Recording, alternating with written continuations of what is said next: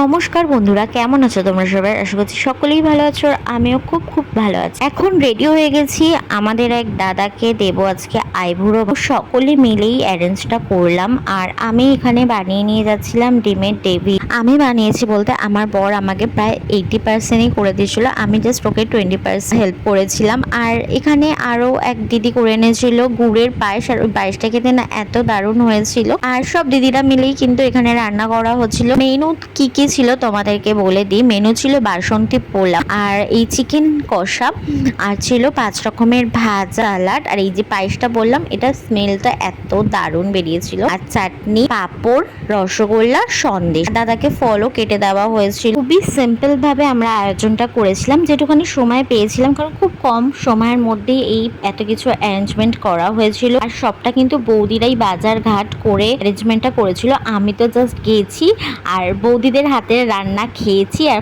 অনেক অনেক মজা করেছি। তো থ্যাঙ্কস টু অল বৌদি অ্যান্ড দিদি, যে এত সুন্দর একটা ভাবে তোমরা অ্যারেঞ্জমেন্ট করেছো, আর তার মধ্যে আমিও পার্টিসিপেট করতে পারলাম, খুব ভালো লাগলো। এখানে দাদা তো এখন চলে এসেছে, দাদাকে আশীর্বাদ করে সবাই মিলে আমরা একটা গিফট দিয়েছিলাম, ছোট্ট, একদমই ছোট্ট গিফট দিয়েছিলাম। তারপরে দাদার সাথে এখানে একটু মজা করা হচ্ছিল, ঠাট্টা ইয়ার্কি করা হচ্ছিল, ওই যা কি হয় সবাই মিলে থাকলে। এবার আমরা জিজ্ঞাসা করছিলাম দাদাকে যে আমাদের রান্নাগুলো কেমন হয়েছে। তো চলো দাদার মুখ থেকে আমাদের রান্নার অ্যারেঞ্জমেন্ট কেমন হচ্ছে সেটা শুনি।